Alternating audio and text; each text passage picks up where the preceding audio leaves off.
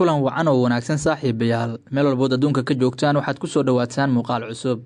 Muuqaalkeena caawa waxyaabaha aynu ku soo qaadi doono waxaa ka mid ah warar goos ah oo ku saabsan kubadda cagta gaar ahaan suuqa kala iibsiga xidigaha.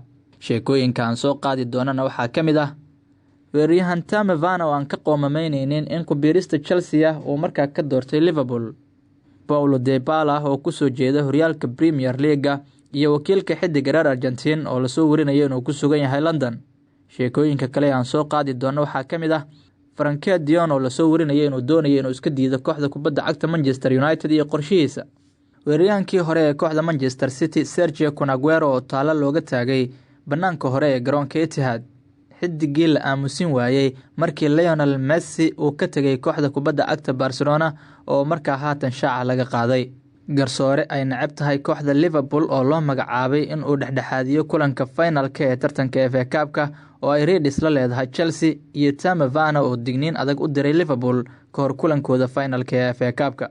Sheekooyinkaas ayaad ku daawan doontaan wararkeena goosgooska ah, balse inta aan sii gudagelin waxaan ka codsanaynaa inaad subscribe inoo saartaan barteena YouTube-ka sidoo kalena aad furataan jaraska si ay degdeg idinkugu soo gaaraan warbixinada aynu halkan soo gelino. Sidoo kale waxaan codsanaynaa saaxiibada hore noola joogay inay like inoo saaraan muuqaalkan. Mahadsanidin. Aynu ku bilownay weeraryahanka kooxda Chelsea ee Tame Werner ayaa markaasi shaaca ka qaaday inuusan ka qoomameyneyn go'aankii uu ugu biiray Chelsea isla markaana uu isaga diiday kooxda kubadda cagta Liverpool. Weeraryahankan reer Jarmal ee Tame Werner waxa uu sheegay inuusan ka shalaysanayn kana qoomameyneyn ku biiristiisa kooxda Chelsea halkii uu markaasi ka aadi lahaa kooxda ay ka wada dhisan yihiin Ingiriiska ee Liverpool. 26 sano jirkan ayaa qiray in uu markaasi ka fikiray inuu u wareego garoonka Anfield bedelkii uu aadi lahaa garoonka Stamford Bridge, laakiin markii waqtigii la gaaray uu qaatay go'aanka ah inuu ku biiro kooxda kubadda cagta Chelsea ee ka dhisan galbeedka magaalada London. Balse waxa uu xusay in uu ku faraxsan yahay go'aanka uu qaatay ee uu ugu dhaqaaqay naadiga Blue, qoomamana aysan jirin. Hadalkan ayaa imaanaya xilli labada kooxood ee Liverpool iyo Chelsea ay ku wada ballansan yihiin kama dambaysta tartanka FA Cup-ka Ingiriiska. Dhinaca kalena isla Tame Werner ayaa digniin u diray kooxda kubadda cagta Liverpool ka hor kulankooda finalka ee FA Cup-ka. Weeraryahanka reer Jarmal ee Tame Werner ayaa digniintan u diray kooxda kubadda cagta Liverpool ka hor kulankooda finalka ee FA Cup-ka oo kooxdiisa Chelsea ay beri kula ballansan tahay garoonka Wembley Stadium. Chelsea ayaa Sabtida la ciyaari doonta Liverpool oo horaantii sanadkan kaga guuleysatay tartanka Carabao Cup, waxaana Chelsea ay doonaysaa inay koobkan ku guuleysato kadib markii labadii sannadood ee ugu dambeeyay ay finalka ku garaaceen kooxaha Leicester City iyo Chelsea oo koobka markaa ka qaaday. Haddii ay Liverpool ku guuleysatay FA Cup-ka waxay noqon doontaa finalkii saddexaad ee tartankan ah oo Chelsea markaas lagu karbaashay. Waxaase niyad samaan qaba Tame Werner oo weerarka uga dheela Chelsea kaasoo sheegay in Liverpool ay iska celin doonaan. Marka aad 3 sannadood oo isku xigta aad timaado finalka oo saddexduba aad guuldareysato, taasi kuma noqonayso rikoorka ugu fiican ee aad ku geli karto taariikhda FA Cup-ka. Laakiin waxay ila tahay in finalka FA Cup-ka uu la mid noqon doono sidii finalkii Champions League ee sanadkii hore. Waxay ila tahay inaan nahay koox xoogaa hoos loo dhigayo, laakiin aad ayaan u fiican nahay marka aad eegto qaab dhismeedkeena. Liverpool mar waliba dhibaatooyin ayay nagu qabtay labadii sannadood ee ugu dambeeyay ee halkan aan joogay. Kulamo fiican ayaynu la ciyaarnay Liverpool, weligeen ma aanan guuldareysanin ciyaar 90 daqiiqo socotay. Sidaas darteed maad iyo riwaayad ayay noqon doontaa Liverpool marka aan la ciyaareyno. Sidaas waxaa yiri weeraryahanka kooxda kubadda cagta Chelsea ee Tame Werner ka hor kulanka ay la ballansan yihiin Sabtida kooxda kubadda cagta Liverpool ee finalka FA Cup-ka. Isla wararka la xiriira finalka FA Cup-ka ayaynu ku guda jirnay. Garsoore ay nacab tahay Liverpool ayaa loo doortay inuu dhexdhexaadiyo finalka FA Cup-ka iyadoo tababare Jurgen Klopp uu markaa careysan yahay. Liverpool ayaa ka careysan garsooraha loo doortay inuu qabto ciyaarta finalka FA Cup-ka ee Sabtida ee Liverpool iyo Chelsea markaasi ku kala calaf qaadi doonaan garoonka Wembley Stadium ee dhaca magaalada London. Liverpool ayaana markaa ka careysan markii ay maqleen warka shaacinta garsooraha ciyaartan, waxaana markiiba dareenkiisa cadeeyay tababaraha kooxda Liverpool ee Jurgen Klopp. Liverpool ayay u tahay tallaabadii ugu dambeysay ee ay ku qaadayaan inay ku dhameystaan xilli ciyaareed cajiib ah iyagoo ku haminaya inay ku guuleystaan 4 league koobaba. Haddii ay Chelsea ku garaacaan Wembley waxay Liverpool noqon doontaa koobkii labaad oo xilli ciyaareedkan ay ku guuleystaan, waxaana uga horeeyay tartanka Carabao Cup oo bishii Janaayo ay rigoorayaal kaga qaadeen isla Chelsea oo iyadoo markaa doonaysa in kulanka berito leh ay argutaan. Finalkii koobka Carabao Cup ayay murano hareeyeen markii 3 gool loo diiday inay yihiin garab dhaaf, waxaana markaasi soo dhex gashay aaladda VAR.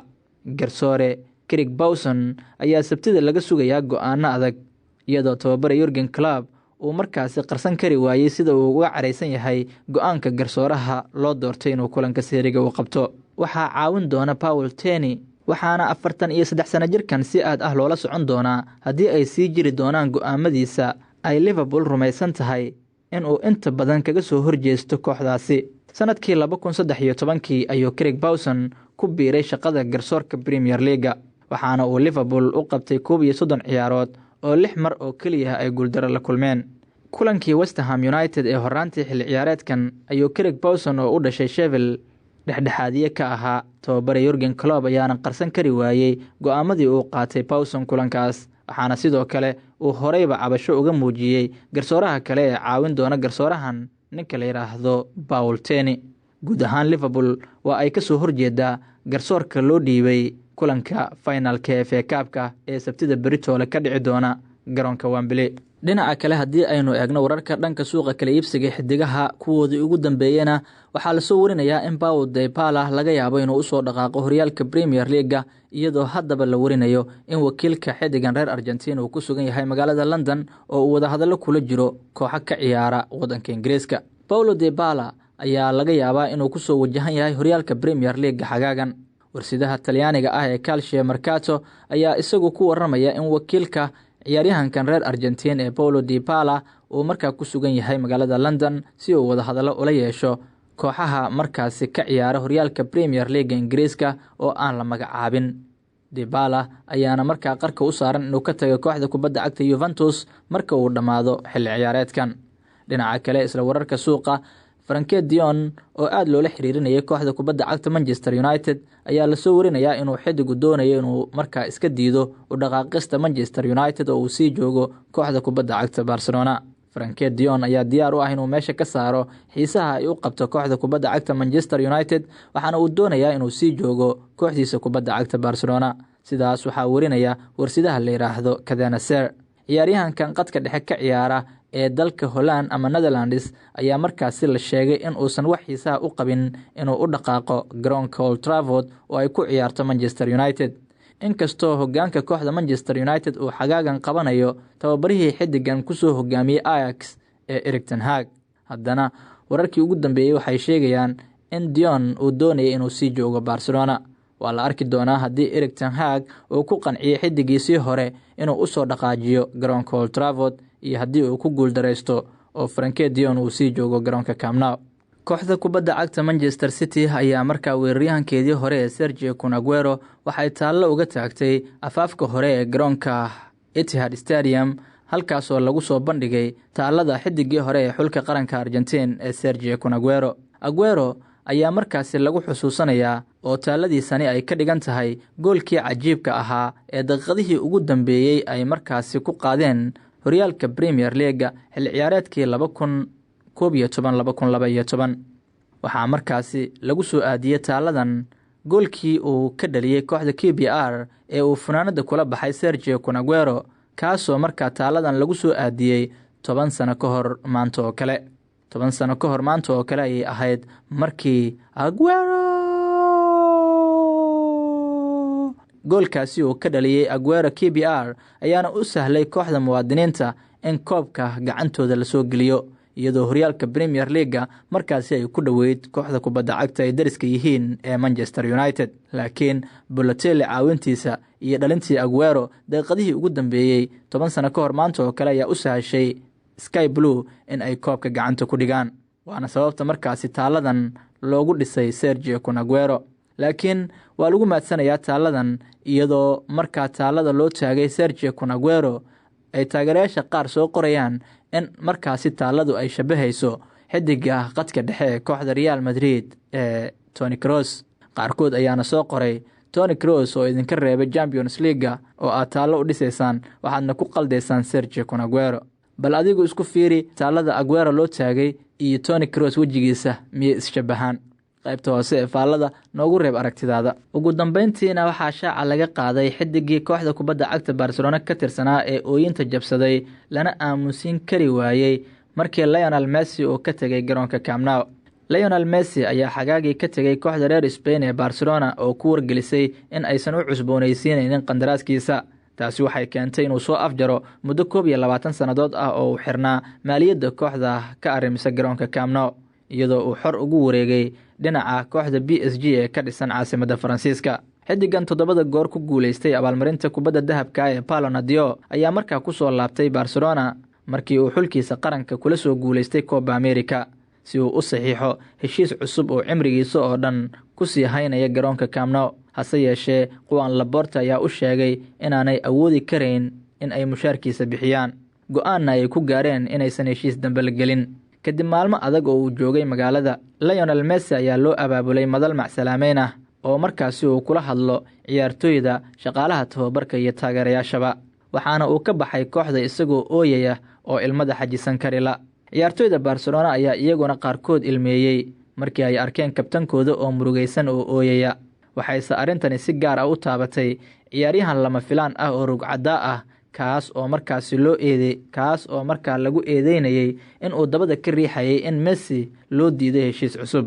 waxa uu ahaa Gerard Pique oo kuliyadda La Masia ay ka soo wada baxeen Lionel Messi, waxaana uu sheegay inuu ooyey markii Messi uu ka tagay Barcelona isagoo yiri, waan ooyey markii Messi uu ka tagay Barcelona, isaga dartiis ayaan u ooyey. markaan eego waayihiisii Barca, waxaan jeclaan lahaa inuu xirfadiisa ku dhammaysto kooxda. waan fahamsanahay sababta uusan Messi u cusboonaysiin qandaraaskiisa. kooxda ayaa ka cabanaysay dhaqaale xumo, sababtuna waxay ahayd sidii uu kooxda u maamulay madaxweynihii hore. laakiin ugu dambeyn, waxyaabahan oo kale way ka dhacaan nolosha. mararka qaarkood waxaad gaaraysaa go'aan, sida aad wax u doonaysana kuguma shaqaynayaan. Barcelona iyo taageerayaashuba waxa uu Messi u ahaa boqor. way fiicnaan lahayd haddii uu sii joogi lahaa, ayuu hadalkiisa ku soo gabagabeeyey daafaca joogga dheer ee reer Spain kaasoo hadda weli u ciyaaraya Barcelona ee Gerard Pique. waad ku mahadsan tahay ilaa gabagabada muuqaalkeena. haddii aad nala soo gaartay, waxaan kaa codsanaynaa inaad muuqaalka like inoo saarto. waxaan ahay Haarun Yuusuf Khasaaro. intaan muuqaal kale dib ugu kulmayno, sidaas iyo nabadgelyo.